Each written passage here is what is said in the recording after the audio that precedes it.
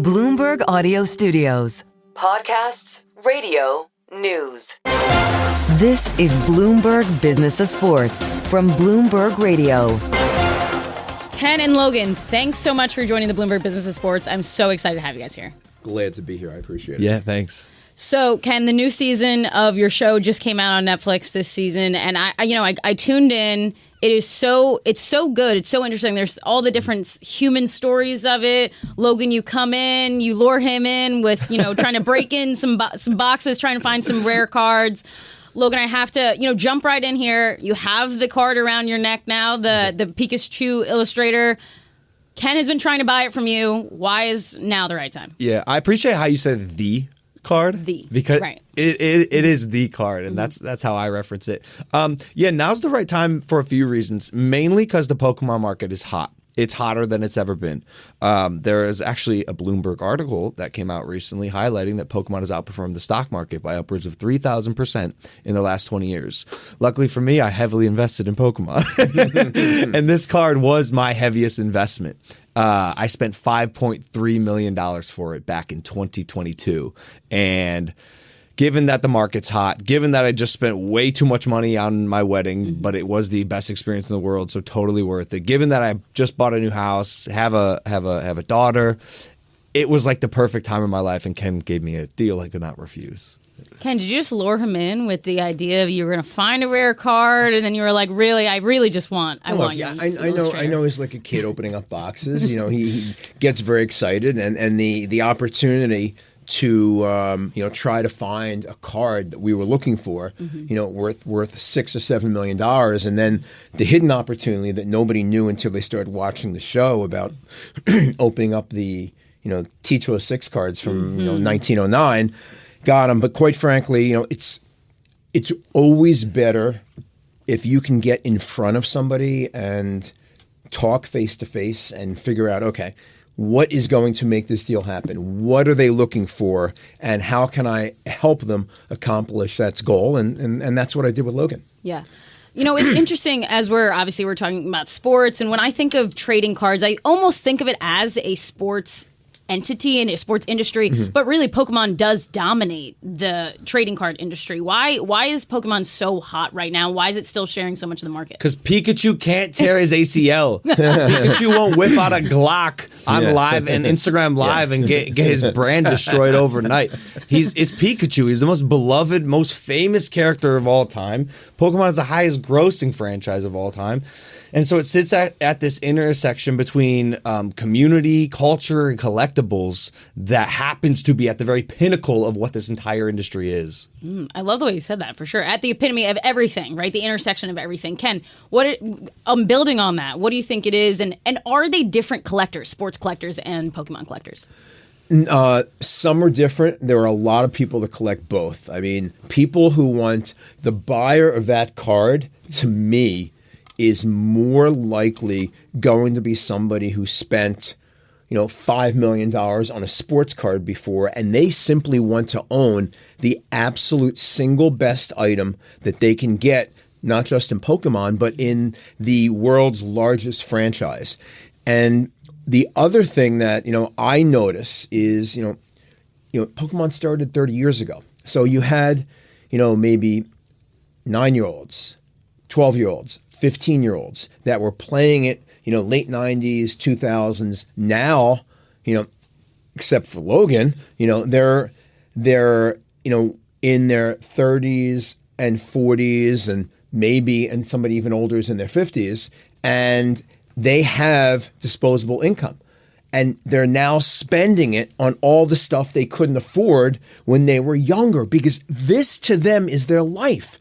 Buying, whether it's a sports card, whether it's a Pokemon card, whether it's an autograph or a game-used item, these collectibles are, capture moments in time.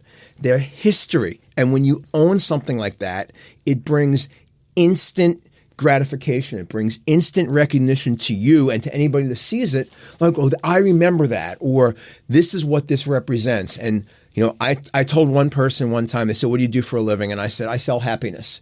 Because people have a crappy day at work, their kid gets bad grades, they get into a fender bender, but they go home and they look at their collection and it makes them happy. Yeah, he sells happiness until you lose the auction against Drake. Exactly. I was bidding on a Bob Ross against Drake. I didn't realize it was Drake. And I was like, this person is outbidding me. Who is this? You had no clue. Meanwhile, Ken's behind the scenes like, oh my God, it's Logan versus Drake. I got to call Logan, tell him he's not going to win, but he can't do it. He was the happy one that time. He was the happy one, but I was very sad I didn't win that day. But there is that emotional connection to it, right, Logan? Like he was saying, that, like you're a big collector, and you had mentioned about vastly different things for when you're collecting. What is it that you look for? That emotional connection, and then also I know you had said on the show, for you, it's not about the return, really. You just like to have these things as collectibles. It's true. I always try to keep the return in mind. You don't want to be making like absolutely ridiculous purchases, which I have done, but for me, it's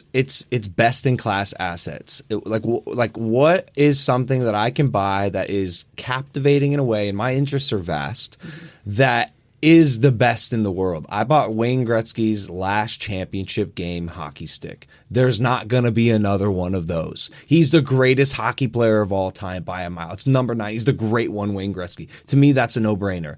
Game-worn Kobe Bryant jerseys, game-worn LeBrons. These are athletes that are generational. And so when I'm investing in things like that or buying a Triceratops skull, it's like, okay, it's art. It is a collectible that will hopefully hold and maybe even appreciate its in value.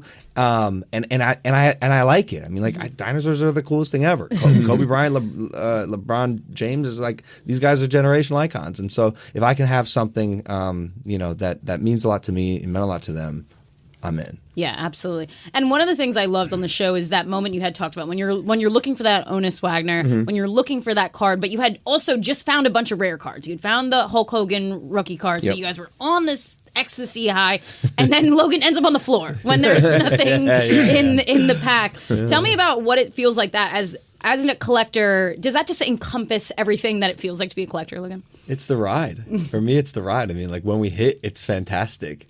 And that high is the highest of highs. But also when you miss, it's not the lowest of lows, because like to me, that's the name of the game. And that's almost just as much fun. Like it's the chase for a reason, and it's a thrill, and you're not always going to hit. And you have to understand that part of collecting is sometimes winning and sometimes losing. That's the name of the game. What about you, Ken? What that feeling for a collector?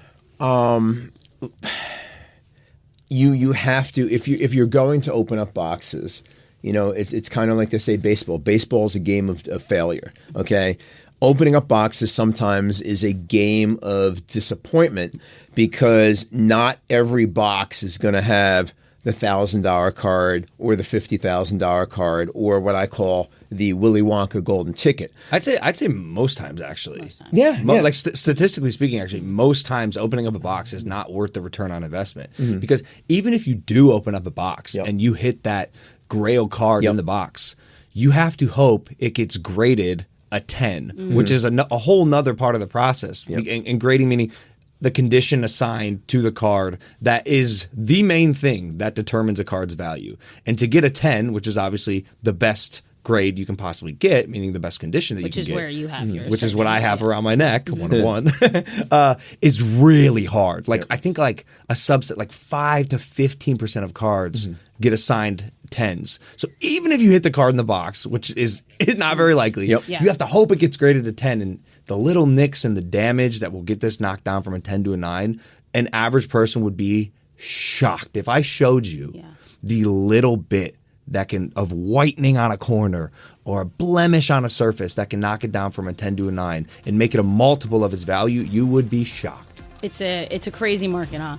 Logan, Ken, thanks so much for joining the Bloomberg Business Sports. Super appreciate your time. Yeah, of course. Thanks for having me. And again, everybody, Netflix, King of Collectibles, The Golden Touch, watch season 3. If you want a season 4, go watch season 3. Let's go. I'm coming on season 4, kid. Here we go.